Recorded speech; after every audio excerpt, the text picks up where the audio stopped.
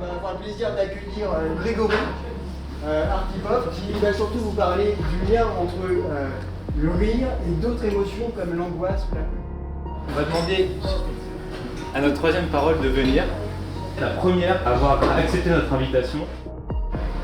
S'il vous plaît, un tonnerre d'applaudissements pour Mélanie, Catherine Pellacho, Alain Vaillant.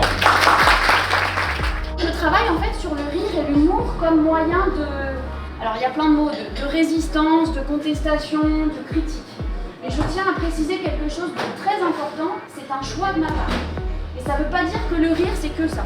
Une caricaturiste qui a gagné un prix en 1974, donc en pleine dictature. Et c'est une référence à la fable de Andersen.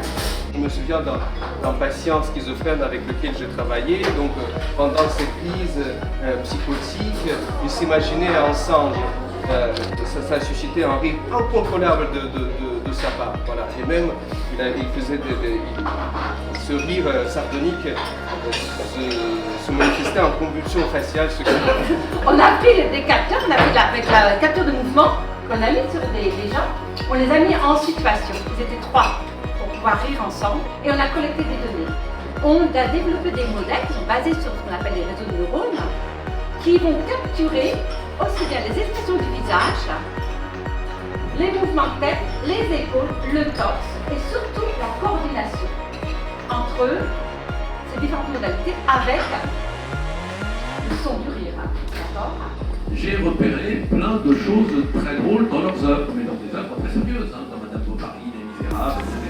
Plein de calembours, de blagues, de traits d'ironie qui faisaient imploser les textes de l'intérieur, qui faisaient dire au texte autre chose que ce que l'on croyait dire. Le rire permet de transformer la réalité en simple spectacle, en fait de représentation.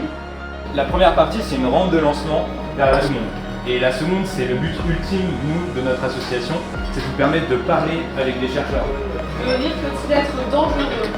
C'est là, je trouve le plus intéressant de vous.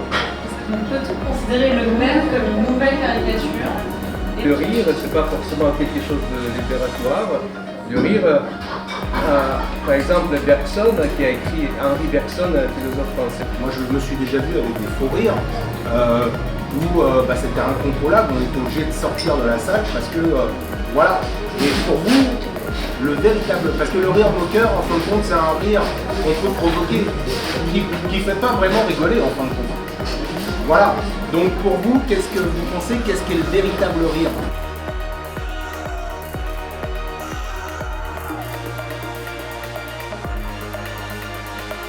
Le rire embarrassé, le rire méchant, il y en a plein.